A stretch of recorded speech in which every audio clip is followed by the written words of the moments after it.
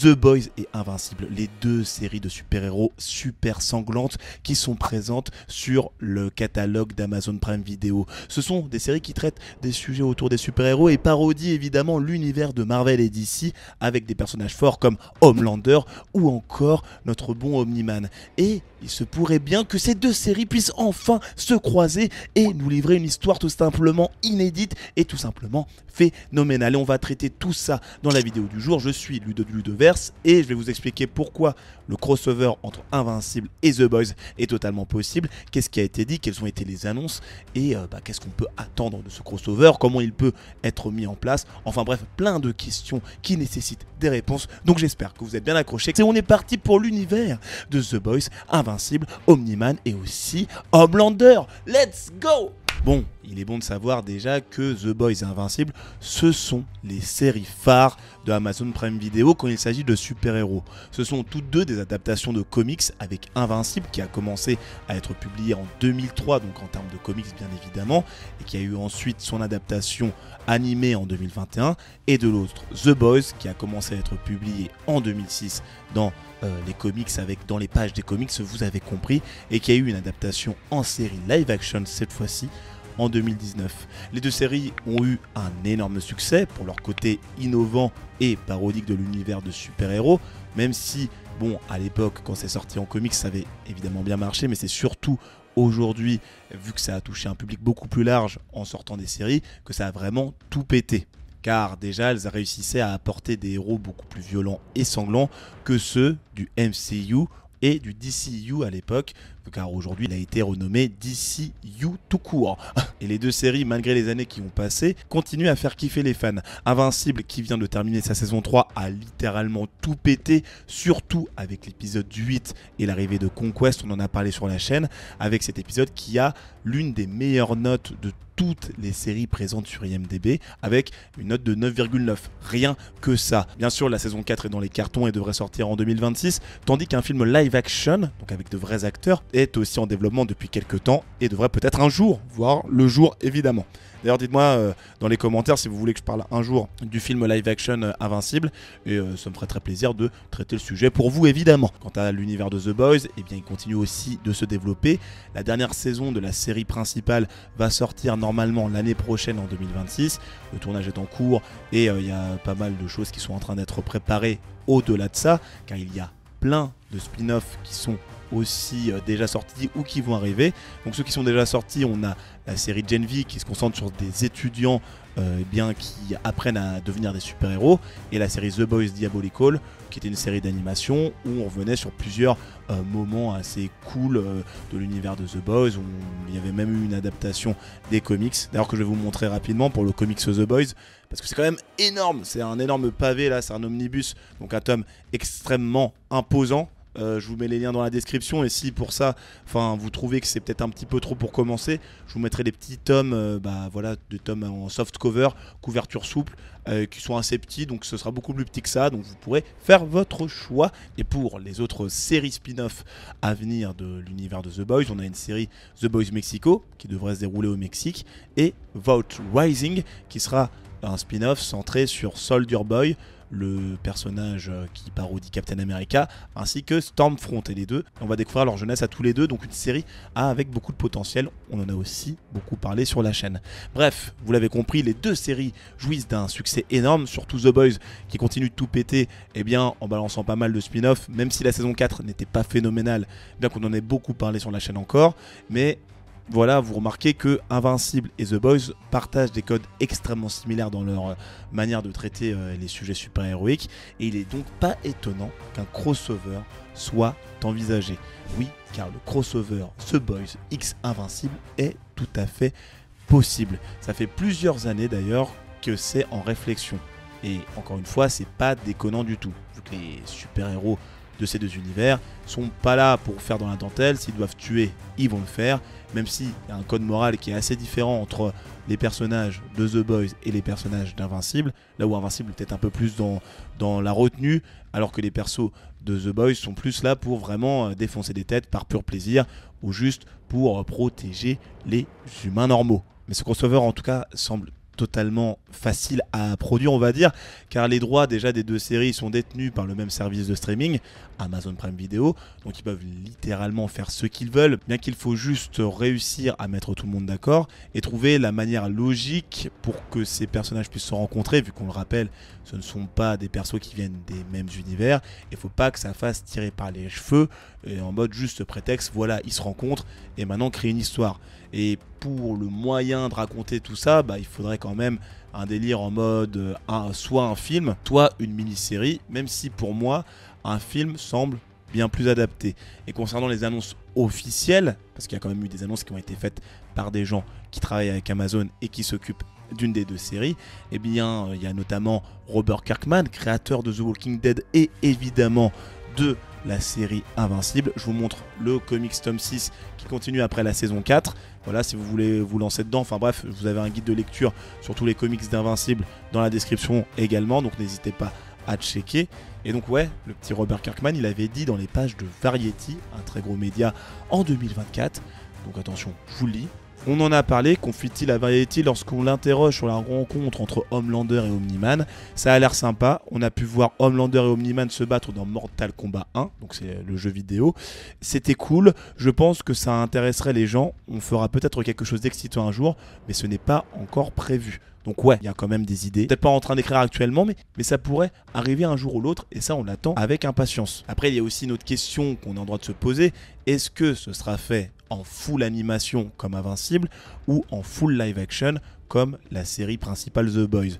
Et vu qu'on a déjà la série The Boys Diabolical qui est donc dans un style d'animation, c'est un style animé, on peut se dire que vu qu'Invincible a déjà ces codes-là de full animation, le croisement semble plus tourné vers un délire animé, parce que ils perdront pas les fans d'Invincible, et vu qu'il y a déjà un délire avec The Boys Diabolical, moyen de raconter quelque chose, même si c'est pas forcément des personnages de la série principale The Boys qui seront choisis, ce sera plus peut-être les personnages de la série de comics The Boys, parce qu'on le rappelle, il y a eu un épisode spécial sur ces persos-là qui sont quand même assez différents de ceux qu'on peut retrouver dans la série principale. Donc c'est pour ça que je vous invite aussi à lire tout ça. Mais le problème, c'est que s'ils font un crossover comme ça, il n'y aura pas forcément le même impact avec les acteurs de The Boys tout court, comme avec Anthony Starr. Donc c'est quand même à réfléchir. Et on est sûr que si ce crossover voit un jour le jour, si je puis dire, eh bien ce sera une totale réussite, parce que les gens kiffent les crossovers.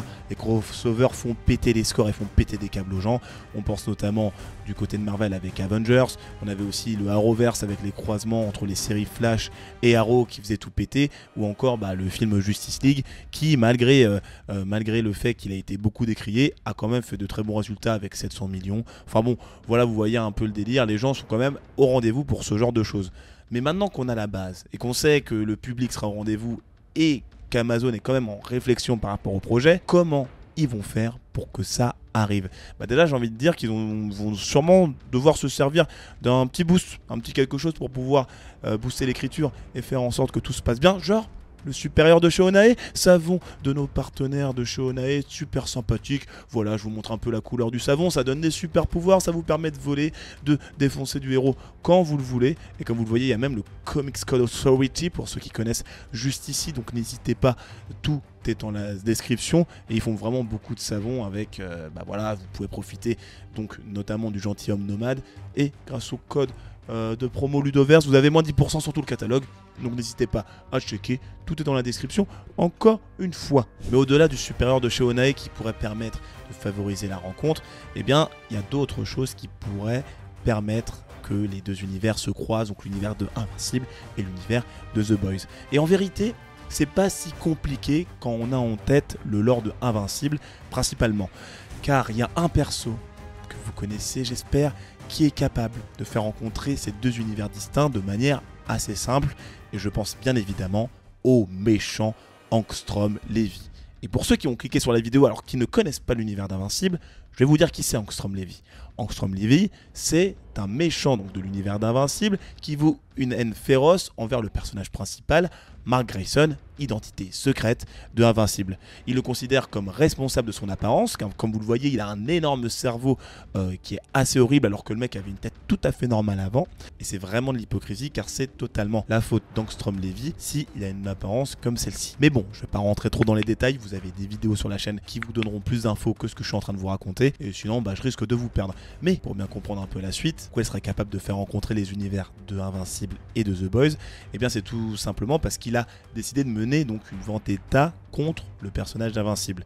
Et pour ce faire, au cours de la série Invincible, il a utilisé ses pouvoirs qui lui permettent d'ouvrir des portails vers d'autres univers, ce qui lui a d'ailleurs permis de ramener des variants, des versions maléfiques d'autres univers de Invincible pour détruire sa réputation lors d'un événement appelé l'Invincible War, qui était phénoménal et on en a beaucoup parlé aussi sur la chaîne. Et aussi, peu avant ça, il avait utilisé ses pouvoirs pour affronter Invincible et il avait fait balancer d'univers en univers, il l'avait téléporté, ce qui avait permis à Invincible de rencontrer Spider-Man notamment, ainsi que Batman. Donc vous voyez, s'il a pu croiser les univers de Marvel, DC et Invincible, le Angstrom Levy, il est tout à fait possible de faire pareil avec l'univers de The Boys, où on aurait peut-être potentiellement les Boys qui seraient ramenés dans l'univers d'Invincible. Donc Angstrom Levy chercherait à les recruter pour qu'ils le défoncent, car les Boys sont quand même des personnages qui détestent les super-héros, et quand ils verront que l'univers de Invincible est peuplé de super-héros également, ils seraient peut-être les premiers à vouloir tous les buter. Et si ce n'est pas les Boys qui seraient ramenés, on peut s'attendre à ce que Angstrom Levy décide de choisir quelqu'un qui a la puissance nécessaire pour défoncer Invincible, donc vraiment une grosse puissance, en la personne d'Homelander, qui aurait ici un monde vierge à mettre sous son joug, ou il chercherait peut-être à prouver qu'il est le plus puissant même dans cet univers, ce qui irait totalement avec la psyché d'Homelander. Donc ouais, pourquoi pas le ramener comme ça. Voilà, maintenant on a la base des conflits, ce qui permettrait de créer des combats assez phénoménaux et peut-être même de réaliser un rêve de la part des fans d'Invincible et de The Boys, qui rêveraient donc de voir le combat, donc soit en live action, soit en série animée toujours, opposant Omni-Man à Homelander, le combat épique que tout le monde a théorisé sur YouTube ou même entre discussions de fans. Donc ce serait pas du tout déconnant d'avoir ça, un petit moment comme ça dans un film ou donc dans une mini-série comme j'en parlais précédemment, ce qui permettrait de montrer qui est le plus fort entre les deux, même si les showrunners, donc ceux qui gèrent la série, pourraient décider de ne pas mettre fin au combat et de laisser la question en suspens. Sauf qu'évidemment, il y a quand même eu des interviews de la part des personnes qui ont travaillé sur, je le remontre, même si je vais me blesser les bras, c'est pas grave, The Boys et Invincible, comme quoi, eh bien, ils savent qui pourrait gagner ce combat. Et c'est les deux équipes qui ont justement, donc les deux équipes créatives de The Boys et Invincible qui ont répondu d'une certaine manière à la question. Et c'est notamment, encore une fois, Robert Kirkman, le papa d'Invincible, qui a donné sa réponse lors d'une discussion avec les producteurs exécutifs de The Boys, que sont Evan Goldberg et Seth Rogen. Seth Rogen qui prête d'ailleurs sa voix à Allen l'Alien. Ils ont donc eu une réponse assez tranchée. Je vais vous dire exactement ce qu'a dit Robert Kirkman. J'en ai parlé à Seth Rogen et Evan Goldberg et ils ont admis que le protecteur est nettement moins puissant qu'Omni-Man et qu'Omni-Man le démolirait facilement. Mais la question est de savoir comment Invincible le gérerait. L'Invincible des premières saisons aurait certainement du mal à affronter le Homelander, simplement parce que même s'il est moins fort, il possède davantage les pouvoirs de Superman. Le Homelander est un super-héros chevronné qui n'hésitera pas à se lancer dans des situations violentes, contrairement à Mark, sauf qu'un Invincible en costume bleu démolirait le Homelander. Donc là, vu qu'on est allé plus loin que la tenue jaune qu'on a l'habitude de voir et qu'on a découvert le Invincible en tenue bleue, on sait qu'aujourd'hui, s'il y a un croisement, Homelander se ferait défoncer. Mais je me demande d'ailleurs, qui est-ce que vous considérez comme étant le plus puissant, vous les petits fans de la chaîne, j'espère, ou d'Invincible ou de The Boys. Après, c'est sûr que face par exemple à un Flaxan Mark, je pense que le Homelander se ferait totalement défoncer, même s'il y a peut-être le Soldier Boy qui reviendra avec sa petite série pour participer à ces combats. Et j'en parle juste ici dans les vidéos qui sont juste là, donc n'hésite pas à cliquer. C'était Ludo du Ludoverse. T'oublie pas les comics en description, c'est bien lourd, et les savons, moins 10% avec le code Ludoverse. Je te dis à la prochaine, abonne-toi, salut!